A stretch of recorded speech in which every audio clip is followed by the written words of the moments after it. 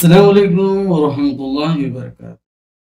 رب اشرح لي صدري ويسر لي أمري واحلل عقدة من لساني يفقهوا قولي. رب يسر ولا تعسر وتمم بالخير. رب زدنا علما. عزيز طلبة وطالبات معزز السامعين اور دوستوں، میں آصف باسین آپ تمام کا میرے چینل پر دلی خیر مقدم. پیارے بچوں، دوستوں، اصناف سخن میں آج ہم جس صنف سخن کے متعلق معلومات حاصل کرنے جا رہے ہیں وہ کون سی ہے؟ دیکھیے اس شعر پہ لوگ کہتے ہیں کہ سودا کا قصیدہ ہے خوب. لوگ کہتے ہیں کہ سودا کا قصیدہ ہے خوب، ان کی خدمت میں لیے میں یہ غزل جاؤں گا. محمد رفیع سودا کا یہ شعر. تو آپ اس شعر کے ذریعے سمجھ ہی گئے ہوں گے کہ آج ہم جس صنف سخن کے متعلق معلومات حاصل کرنے جا رہے ہیں وہ کون سی ہے. جی ہاں، آپ نے بالکل صحیح پہچانا، وہ ہے قصیدہ. تو پیارے بچوں، دوستوں، آج ہم صنف قصیدہ کے متعلق یہاں پر تفصیل سے معلومات حاصل کرنے کی کوشش کریں گے. تو چلیے دیکھتے ہیں قصیدہ کی تعریف. اس کی تعریف کیا ہے اور اس کے لغوی معنی کیا ہے، معنی مفہوم کے تحت ہم اسے یہاں پر سمجھنے کی کوشش کرتے ہیں. تو دیکھیے، قصیدہ عربی لفظ قصد سے مشتق ہے، جس کے لغوی معنی ارادہ کرنا، مغز یا بودے کے ہیں. یہ قصیدہ جو لفظ ہے قصد، قصدن، ارادتن، اس سے جو ہے نکلا ہوا ہے. اس کے لغوی معنی ہے ارادہ کرنا، یعنی قصد کرنا. مغز یا بودا جو ہوتا ہے نا، یہ اس کے لغوی معنی ہے. اور فارسی میں قصیدے کو چامہ بھی کہتے ہیں. چامہ، فارسی میں جو چامہ آیا تو سمجھ جائیے کہ وہ کیا ہے، قصیدہ ہی ہے. یہ تو اس کے لغوی معنی ہو گئے، اور فارسی میں اسے کیا کہتے ہیں یہ معلوم ہوا. لیکن اردو شاعری کی اصطلاح میں قصیدہ کس صنف سخن کو کہا جاتا ہے. تو دیکھیے، شاعری کی اصطلاح میں قصیدہ وہ صنف سخن ہے جس کے مطلع کے دونوں مصرے اور بقیہ اشعار کے مصرع ثانی میں ردیف و قافیہ یا صرف قافیہ لایا جاتا ہے، اور جس میں مدح یا حجو یا ضم کا بیان ہو. ایسی صنف کو ہم قصیدہ کہتے ہیں. یا جس کے مطلع ہے جو پہلا شعر ہوتا ہے. مطلع کی جس طرح غزل کی ہم مطلع میں دیکھتے ہیں، غزل کے مصرے، غزل کا پہلا شعر مطلع کہلاتا ہے، اس کے دونوں مصروں میں ردیف و قافیہ کی پابندی کی جاتی ہے. اسی طرح قصیدہ میں مطلع کے دونوں مصروں میں بھی کیا ہے، یہاں پر ردیف و قافیہ لایا جاتا ہے. اور بقیہ جو اشعار آ رہے ہیں اس کے مصرع ثانی میں، یعنی دوسرے مصرے میں کیا ہے، ردیف و قافیہ یا صرف قافیہ لایا جاتا ہے. اور قصیدے میں کیا ہوتا ہے، مدح یا حجو کا بیان ہوتا ہے. کسی کی مدح تعریف کی جاتی ہے یا حجو برائی بیان کی جاتی ہے. ایسی نظم کو ہم کیا کہتے ہیں، قصیدہ کہتے ہیں. اور قصیدے کے موضوع کو جب ہم دیکھتے ہیں، اس کا کیا موضوع ہے، اس کا موضوع جو ہے متعین نہیں. اب دیکھیے، ڈاکٹر محمد طاہر جو ان کی تصنیف ہے اردو قصیدہ نگاری میں، اس تصنیف میں یہاں پر لغوی اور اصطلاحی معنوں کی مناسبت لکھتے ہیں، بتاتے ہیں. لغوی اور اصطلاحی معنوں کی جو دونوں میں جو تعلق ہے، اس مناسبت سے قصیدہ کیوں کہا جاتا ہے یہ بتاتے ہوئے لکھتے ہیں. کیا دیکھیے، قصیدہ کے لغوی و اصطلاحی معنوں میں ذکر لغوی معنی کے اعتبار سے یہ مناسب بتائی جاتی ہے کہ اس کے مضامین جلیل و متین، ذائقہ طبع سلیم کو لذت دیتے ہیں، اس لیے اس کو قصیدہ کہتے ہیں. پہلی بات کا جو ذکر کر رہے ہیں، دیکھیے اس میں کیا بتاتے ہیں کہ اس کی جو مضامین ہیں نا، وہ جلیل اور متین ہوتے ہیں، اور اعلیٰ اقدار کے، اعلیٰ خیالات کے حامل ہوتے ہیں. اس میں مبالغہ آرائی سے کام لیا جاتا ہے اور فساد و بلاغت کا خیال رکھا جاتا ہے. اور اس کے ساتھ ساتھ جو ہے ذائقہ طبع سلیم کو لذت دیتے ہیں، یعنی انسانی جو ذوق ہے، انسانی طبیعت جس سے لذت حاصل کرتی ہے، اس کے مضامین انسان کو لذت عطا کرتے ہیں، اس لیے اس کو قصیدہ کہتے ہیں. ایک توجہ یہ بھی ہے کہ چونکہ قصیدہ اپنے مضامین نادر و بلند کے لحاظ سے جملہ اصناف سخن میں وہی فوقیت رکھتا ہے جس میں انسانی میں مغز سر کو حاصل ہے. اس لیے اس کو مغز سخن سے تعبیر کر کے قصیدے کا نام دیا گیا. دوسرا جو ہم معاملہ ہے کہ قصیدے کی جو مضامین ہیں وہ نادر و بلند ہوتے ہیں، بہت ہی انوکھے ہوتے ہیں، اعلیٰ قسم کے ہوتے ہیں، اعلیٰ خیالات، اعلیٰ الفاظ، یا پھر اس میں جو ثنائی بدائی کا استعمال کیا جاتا ہے ان تمام چیزوں کو اس میں استعمال کیا جاتا ہے، مبالغہ آرائی سے اس میں کام لیا جاتا ہے۔ اس لحاظ سے اصناف جملہ اصناف سخن میں جتنے بھی اصناف سخن ہیں نا، چاہے غزل لیجیے، رباعی لیجیے، مثنوی لیجیے، ان تمام اصناف سخن میں اس کو وہی فوقیت حاصل ہے جو جس میں انسانی میں مغز سرخ حاصل ہے۔ جب انسانی جسم کو دیکھتے ہیں نا تو انسانی جسم میں سب سے زیادہ فوقیت کس کو حاصل ہے؟ مغز سر کو حاصل ہے۔ انسانی جسم کا سب سے بلند مقام جو ہے مغز سر کا ہی ہے، اس لیے اس کو مغز سخن سے تعبیر کر کے قصیدے کا نام دیا گیا۔ جیسے ہم دیکھتے ہیں اس کے ایک لغوی معنی مغز کے بھی ہیں نا، تو اس لیے اس کو مغز سخن سے بھی تعبیر کر کے قصیدے کے اس کو نام دیا گیا، مقام دیا گیا۔ آخر الذکر جو ہے اس کا کیا ہے؟ لغوی معنی اس مناسبت سے بیان کیا جاتا ہے کہ اس صنف سخن میں مدح یا ذم یا کسی اور مضمون کی طرح رجوع کرنا ہی مقصود شعرا ہوتا ہے۔ اور دوسری بات اس میں یہ بیان کی گئی ہے کہ اس صنف سخن میں مدح یا ذم شاعر جو ہے قصداً ارادتاً کیا کرتا ہے، کسی کی مدح یا ذم یعنی ہجو بیان کرتا ہے، یا کسی اور جو بھی مضمون ہے، بند و نساء ہے، حکایت لیجیے، زمانے کی شکایت لیجیے، یہ تمام باتیں جو ہیں شاعر قصداً رجوع کرتا ہے، ان کا مقصد ہی جو ہے ہر شاعر کا یہ ہوتا ہے کہ اس جانب رجوع ہو، اس لیے اس کو قصیدہ کہتے ہیں۔ سمجھ میں ہے نا بات؟ تو اصطلاحی لغوی معنی کے اعتبار سے قصیدہ یہاں پر کس طرح ایک دوسرے سے تعلق رکھتا ہے۔ حکیم نجم غنی خان نجمی رامپوری صاحب جو ان کی تصنیف ہے بحر الفصاح، اس کی جلد اول میں قصیدہ کی متعلق لکھتے ہیں۔ کیا لکھتے ہیں؟ قصیدہ اصطلاح میں ان اشعار کا نام ہے جس میں کسی کی مدح یا ہجو ذکر کی جاتی ہے۔ کیا کہتے ہیں؟ ان اشعار کا نام ہے جس میں کسی کی مدح، تعریف یا ہجو برائی بیان کی جاتی ہے، وہ قصیدہ ہے۔ یا واعظ و نصیحت و پند و موعظت یا تعریف یا بہار یا شکایت روزگار وغیرہ مضامین درج ہوتے ہیں۔ جیسے کہ ہم نے دیکھا کہ اس میں واعظ و نصیحت کی باتیں ہوتی ہیں، پند و نساء کی باتیں ہوتی ہیں، موعظت کی باتیں ہوتی ہیں، یا تعریف بہار یا شکایت روزگار، زمانے کی جو شکایت ہے، وہ تمام مضامین جس میں درج ہوتے ہیں وہ قصیدہ ہے۔ اور وہ اشعار معنی دقیق و ثنائی بدائی لفظ معنی کے ساتھ بیان کیے جاتے ہیں۔ یہ تمام باتیں جو ہیں معنی دقیق، معنی ثنائی بدائی، لفظی و معنی جو خصوصیت ہے اس کے ساتھ یہ تمام مضامین بیان کیے جاتے ہیں، جس سے زور و طبیعت شاعر کا معلوم ہوتا ہے کہ شاعر کا زور و طبیعت کیا ہے، شاعر کی اس میں کتنا زور لگا رہا ہے شاعر اس قصیدے کو یہاں پر مختلف صنعتوں سے آراستہ کرتے ہوئے، لفظی و معنی خصوصیت کو مختلف انداز میں بیان کرتے ہوئے اسے ایک بیان عطا کرتا ہے۔ تو یہاں پر حکیم نجم الغنی صاحب جو ہیں قصیدے کی تعریف اس طرح کرتے ہیں، اور آگے لکھتے ہیں وہ قصیدے کے متعلق کیا لکھتے ہیں؟ جس شاعر نے قصیدہ میں کمال بہم نہیں پہنچایا وہ مسلمت ثبوت نہیں سمجھا گیا۔ کیا؟ جو شاعر قصیدے میں کمال حاصل نہیں کیا گیا وہ اس شاعر کو جو ہے یہاں پر اعلیٰ درجے کا شاعر نہیں سمجھا گیا۔ اور مرزا غالب صاحب جو ہے ان کا قول ہے قصیدے کے متعلق کہ جو قصیدہ نہیں لکھ سکتا اس کو شعراء میں شمار نہ کرنا چاہیے۔ یعنی دیکھیے آپ قصیدے کو جو ہے تمام جملہ اصناف میں کیا فوقیت حاصل ہے، اس مرزا غالب کے قول سے ہمیں پتہ چلتا ہے کہ وہ جو کہتے ہیں کہ جو قصیدہ نہیں لکھ سکتا اس کو شعراء میں شمار نہیں کرنا چاہیے۔ اگر قصیدہ ہی ایسی صنف ہے جس سے شاعر کو شاعر ہونے کی حیثیت حاصل ہوتی ہے، اور اسی بنا پر وہ کیا کہتے ہیں؟ شیخ ابراہیم ذوق کو پورا شاعر اور شاہ نسیم کو ادھورا جانتے تھے، یعنی ادھورا شاعر کہتے تھے۔ ابراہیم ذوق یہ قصیدے کے بہت بڑے شاعر ہیں۔ ہاں، شمالی ہند میں اگر دیکھیں گے سودا کے بعد اگر سب سے بڑا قصیدہ نگار کوئی ہے تو ابراہیم ذوق ہی ہے۔ تو اس طرح جو ہے قصیدہ تمام اصناف میں اس قول کی تحت بھی جو ہے بڑی فوقیت کا حامل ہے۔ آگے دیکھیے قصیدے میں قافیہ کا ہونا لازمی ہے۔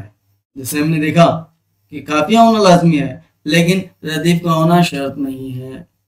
جیسے ہم نے اس کی تعریف میں دیکھا مطلع ہوتا ہے، مطلع کے دونوں اشعار میں ردیف و قافیہ، صرف قافیہ لایا جاتا ہے، یعنی اس میں قافیہ کا ہونا لازمی ہے، جبکہ ردیف کا ہونا کوئی شرط نہیں ہے۔ شاعر ردیف لا بھی سکتا ہے یا نہیں لانا، اس پر کوئی پابندی نہیں ہے۔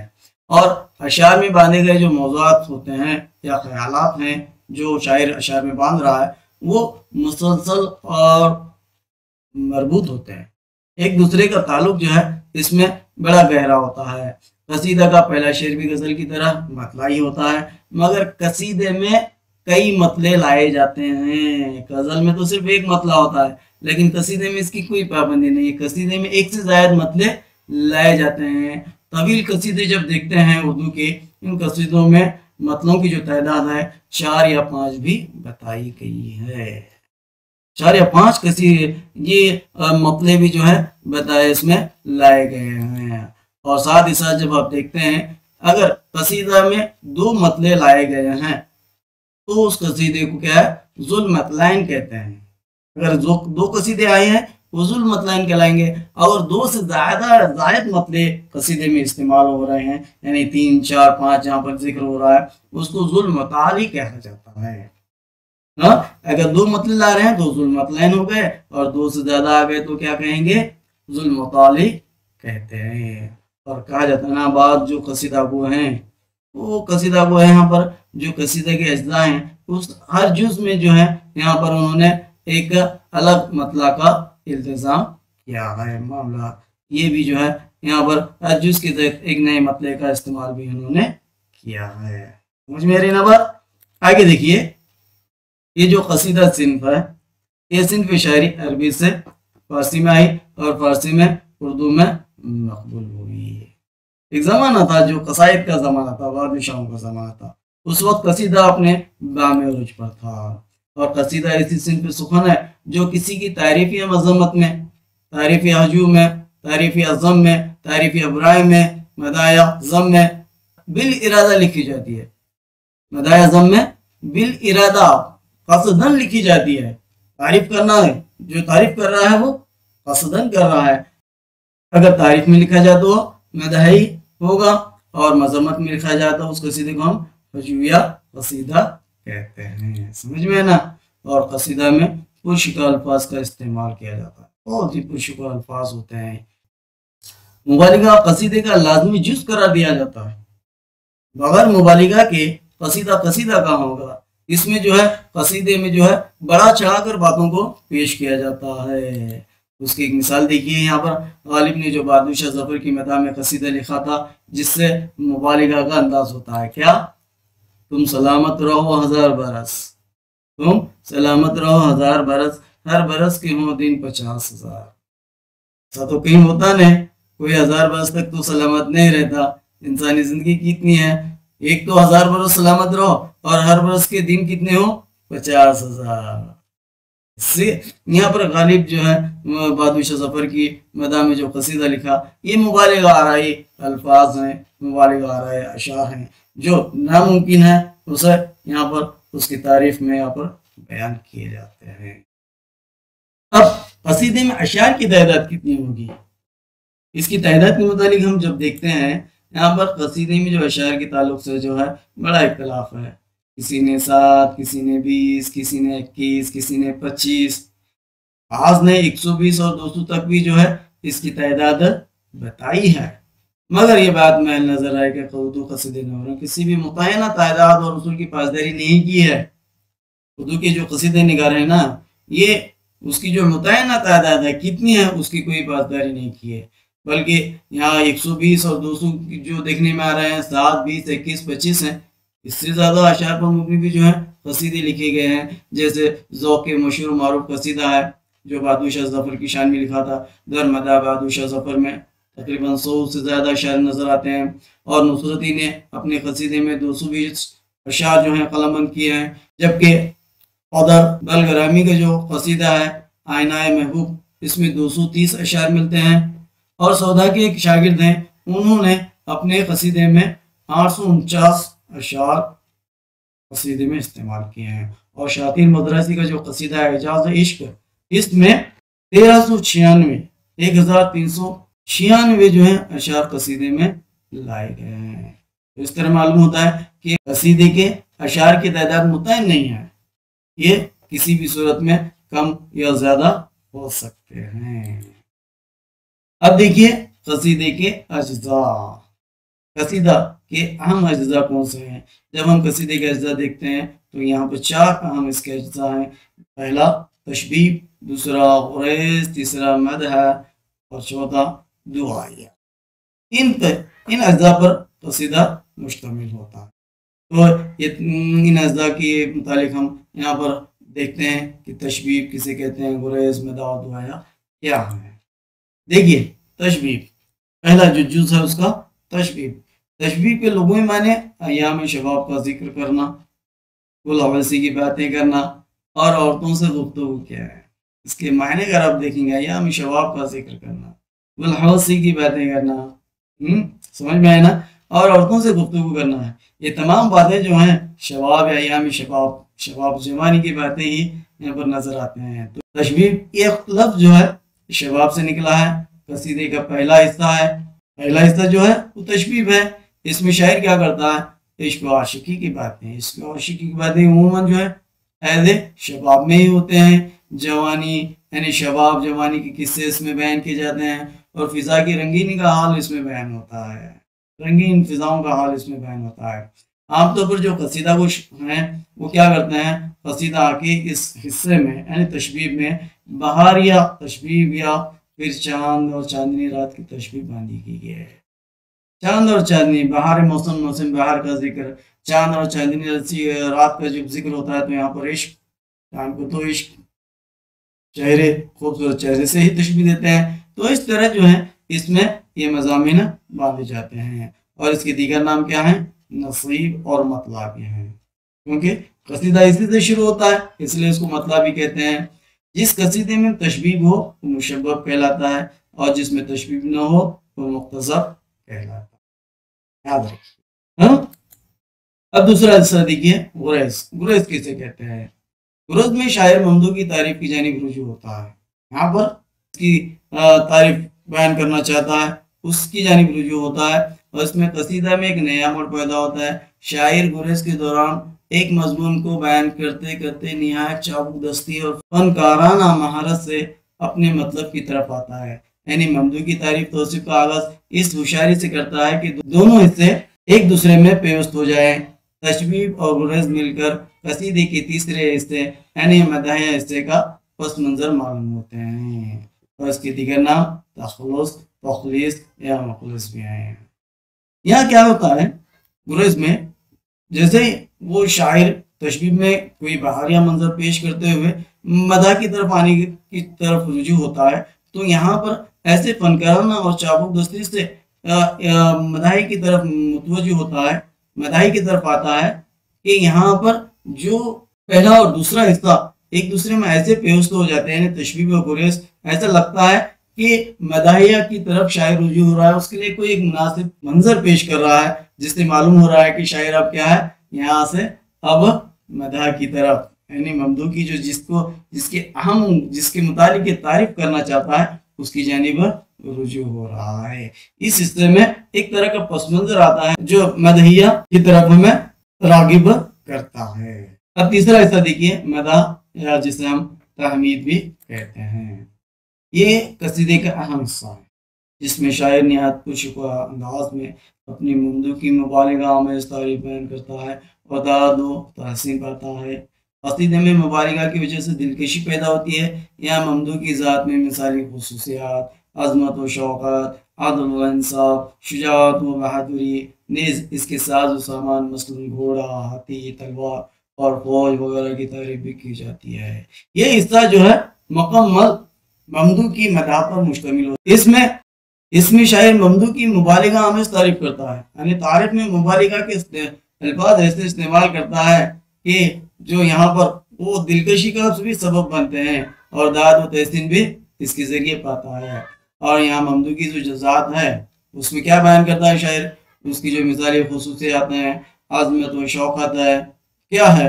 ابھی کسی بہادر شاہ کی شان میں، بہادر شاہ ظفر کی شان میں کئی قصیدے لکھے گئے، اس کی خصوصیات کیا ہیں، اس کی عظمت و شوقت کا کیا ذکر تھا، وہ کس طرح عدل و انصاف کا ایک پابند تھا، اس کے عدل و انصافی کے، اس کے ساتھ شجاعت و بہادری، کتنا بہادر تھا، نیز اس کے سامان جو ہوتے ہیں، ساز و سامان، مثلا گھوڑا، ہاتھی، تلوار، فوج وغیرہ تمام کی تعریف کرتا ہے، جس سے ممدو جو ہے خوش ہو جاتا ہے اور اسے انعام و اکرام سے بھی نوازتا ہے، سمجھے نا۔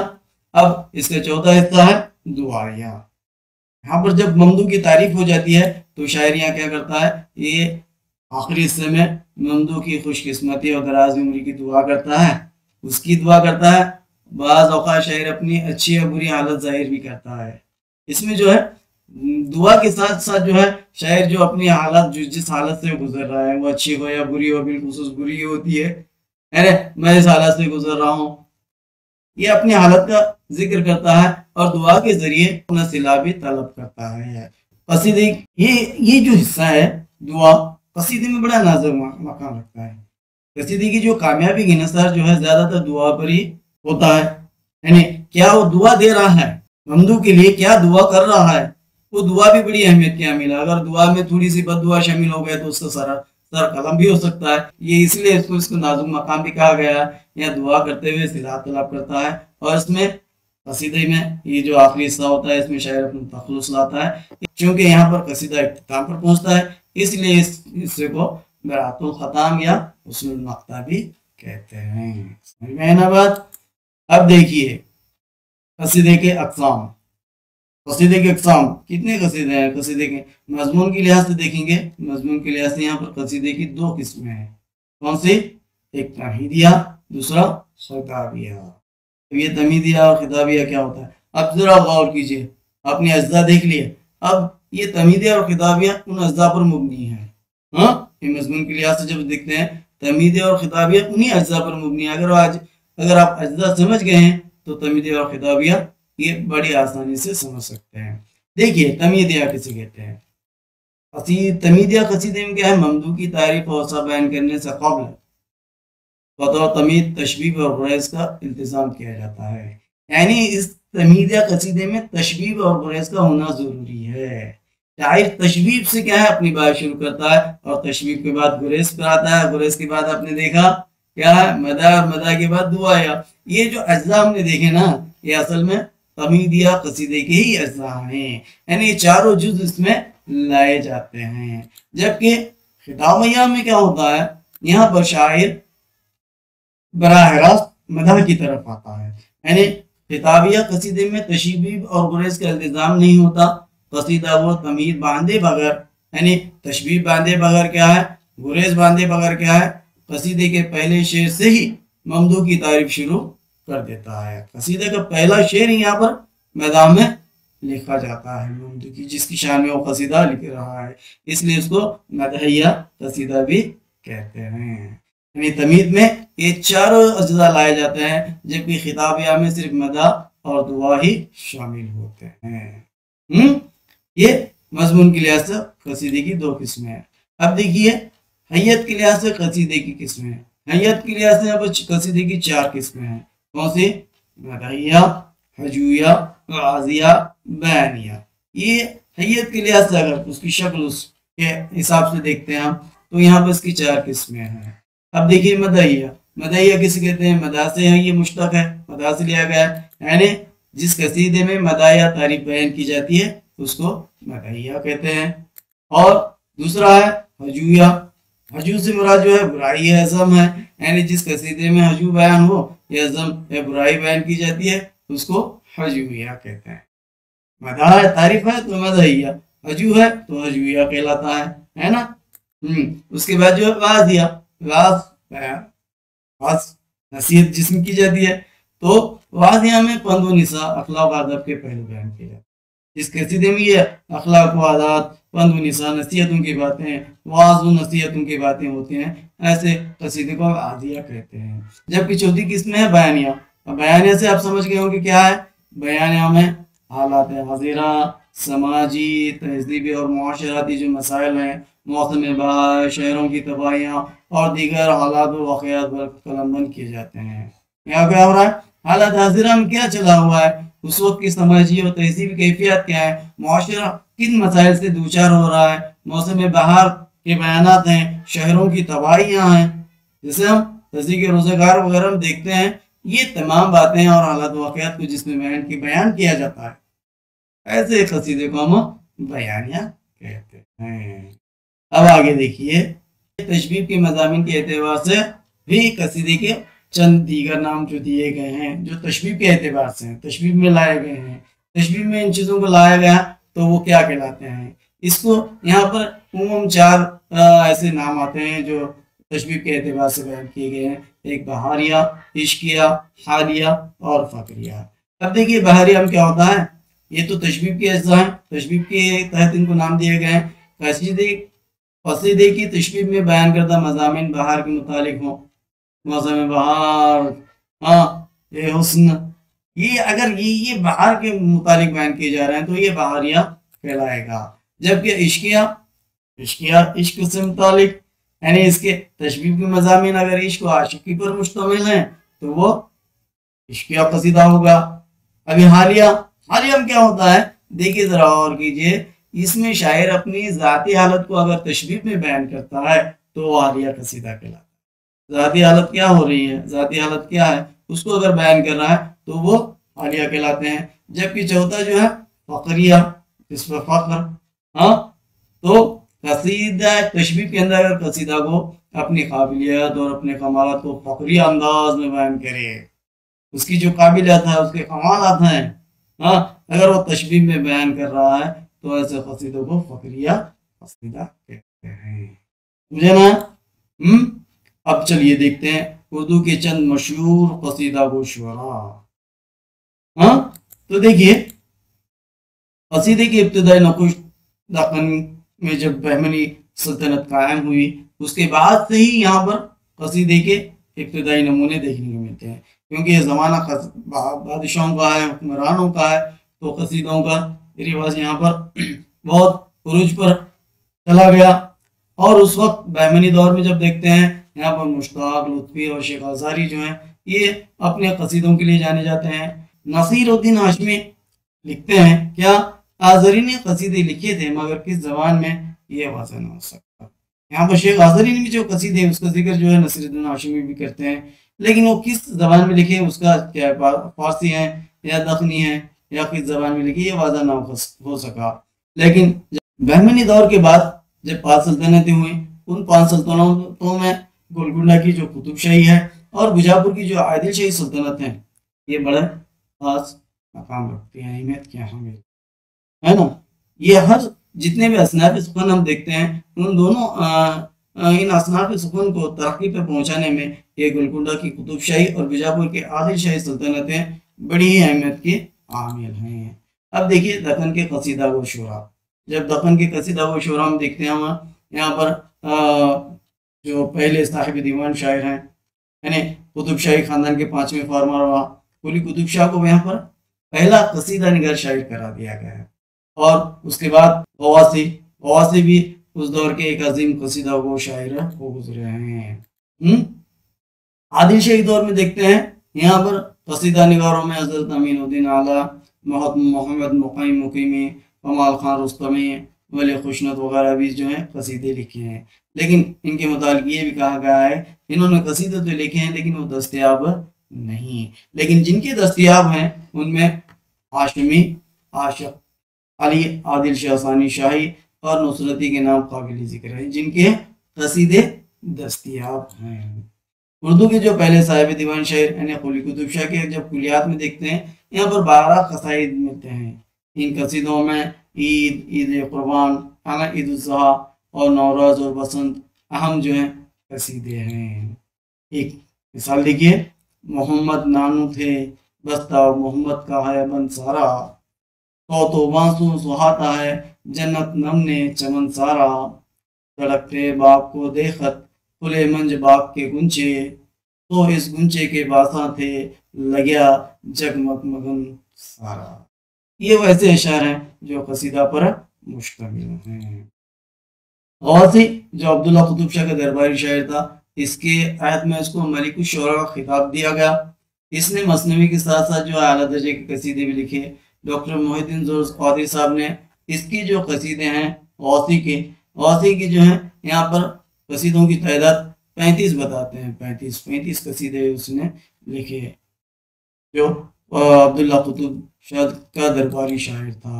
اور بیجاپور سلطنت کے جو بادشاہ ہیں علی عادل شاہ ثانی، اس کے کلیات میں بھی یہاں پر 6 قصیدے ملتے ہیں۔ اور اس کے درباری شاعر جو نصرتی ہیں، نصرتی کے یہاں بھی 7 قصائد ہمیں نظر آتے ہیں۔ اس کے بعد دیکھیے شمالی ہند کے قصیدہ کو شعرا، دکن کے تو ہم نے دیکھ لیے، اب شمالی ہند کے دیکھتے ہیں۔ شمالی ہند میں قصیدے کی ابتدا 18ویں صدی عیسوی میں ہوئی۔ 18ویں صدی جب شروع ہوا، 18ویں صدی کے جب آغاز ہوتا ہے تو وہیں سے قصیدے کے بھی نمونے ہمیں ملتے ہیں، جیسے صدرالدین محمد خان فائز دہلوی کو جو ہے شمالی ہند کا پہلا قصیدہ کو شاعر قرار دیا گیا، تسلیم کیا جاتا ہے اس کو۔ اس کے بعد جو ہے فائز دہلوی آتے ہیں، فائز دہلوی کے بعد جو ہے میر ظفر زٹلی اور شاکر نازی کے نام بھی جو ہے بحیثیت قصیدہ کو لیے جاتے ہیں۔ لیکن جب ہم دیکھتے ہیں شمالی ہند میں قصیدے کا جو باقاعدہ آغاز ہوتا ہے وہ سودا سے۔ سودا ایک ایسے شاعر ہیں جن کا مقام مرثیہ میں بھی بلند ہے، اور ساتھ ہی ساتھ جو ہے یہاں پر غزل میں بھی ایک اعلیٰ درجہ رکھتے ہیں، اور قصیدے کے بھی ایک بہت عظیم شاعر قرار دیے گئے ہیں۔ انہیں سے قصیدے کا باقاعدہ آغاز ہوتا ہے۔ یہ محمد رفیع سودا جو ہیں یہ شمالی ہند کا پہلا باقاعدہ تسلیم نگار شاعر اس کو قرار دیا گیا ہے ان کو، اور شمالی ہند میں قصیدے کا باقاعدہ آغاز جو ہے انہی سے ہوتا ہے۔ اور جب ان کے کلیات میں دیکھتے ہیں، ان کے کلیات میں 39 مدحیہ اور 4 رجوع قصیدے ملتے ہیں، اور بیشتر تذکرہ نگاروں نے کیا ہے یہاں پر سودا صاحب کو قصیدہ نگاری کا امام کہا ہے۔ جیسے میر تقی میر کو قادر سخن کہتے ہیں، اسی طرح یہاں پر تذکرہ نگاروں نے قصیدہ سودا کو کیا ہے قصیدہ نگاری کا امام کہا ہے۔ تو اس سے ان کے قصیدے میں ان کے مقام کا پتہ چلتا ہے۔ اس کے علاوہ مصوفی نے سودا کے متعلق لکھا ہے، کیا لکھتے ہیں؟